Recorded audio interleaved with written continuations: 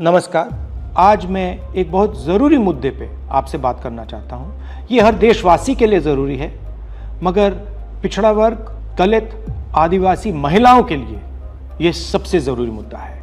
ये आपके भागीदारी के बारे में है। 2023 में पूरे देश ने, सब पार्टियों ने महिला आरक्षण बिल को पूरा समर्थन दिया था। कांग्रेस पार्टी सबसे आगे थी। सालों के लिए हम महिला बिल पास करना चाह रहे थे। अंत में 2023 में हुआ। भारतीय राष्ट्रीय कांग्रेस की तरफ मैं नारी शक्ति बंधन अधिनियम 2023 के समर्थन में खड़ी हुई।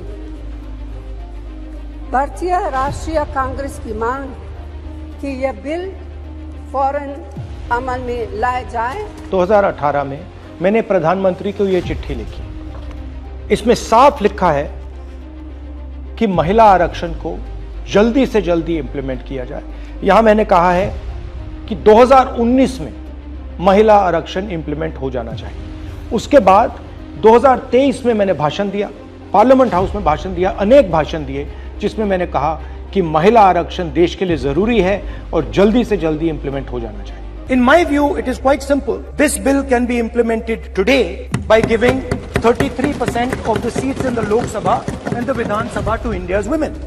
I would like to have seen OBC reservation included in this bill.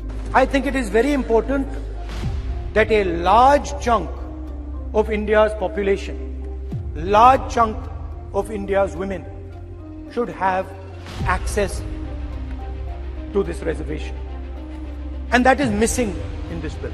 भाई और बहनों, अब बहुत बड़ी बेईमानी की जा रही है। प्रधानमंत्री नहीं चाहते कि कास्ट सेंसस, नए सेंसस, ओबीसी सेंसस के बेसिस पे यह निर्णय लिया जाए। वो चाहते हैं कि 2011 का सेंसस यूज किया जाए, जहां पे पिछड़े वर्ग का नंबर है ही नहीं। वो आपकी जो भागीदारी है उसको आपसे छीनना चाहते हैं। हमारा कहना है नया सेंसस चालू हो गया है, आप कह रहे हो कि ओबीसी सेंसस आप कर रहे हो, तो उस सेंसस का प्रयोग करके आप महिला बिल क्यों नहीं पास कर रहे हो?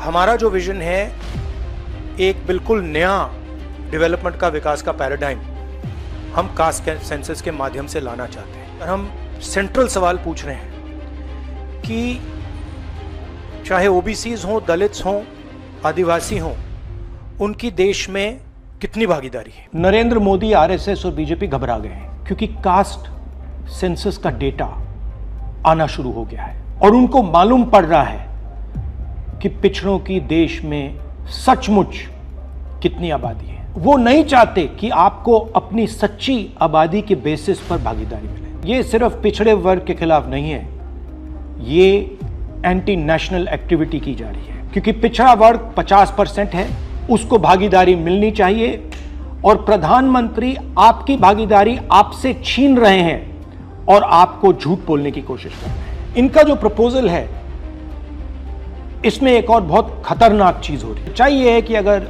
जो मोदी जी चाहते हैं हो जाए, तो जो छोटे स्टेट्स हैं, साउथ के स्टेट्स हैं और नॉर्थ ईस्ट के स्टेट्स हैं, उनका रिप्रेजेंटेशन कम हो जाए। उनको भयंकर नुकसान होने वाला है और मैं इसको एंटी नेशनल एक्टिविटी मानता हूं। हमारा जो स्टैंड है वो बिल्कुल क्लियर है।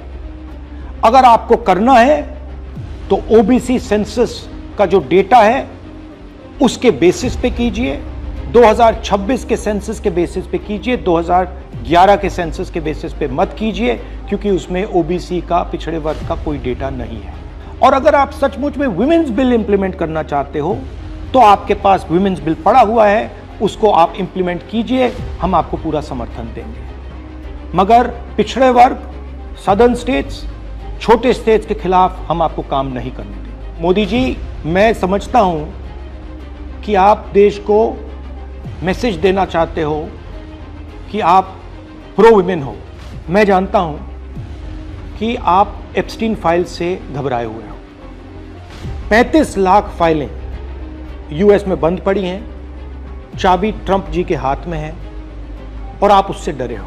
मगर यह तरीका नहीं है। आप चाहते हो कि आपके मुताबिक सीटें बढ़े, आपके मुताबिक डिलिमिटेशन हो और पिछड़े वर्ग को कुछ ना मिले। हम ये नहीं होने देंगे। पुराना डेटा नहीं चलेगा। 2026 कास्ट सेंसस का डेटा ही चलेगा। हम आपको पिछड़े वर्ग से चोरी नहीं करने देंगे। हिस्सा चोरी बंद करो। पिछड़ा वर्ग, दलित, आदिवासियों को उनका हक दो।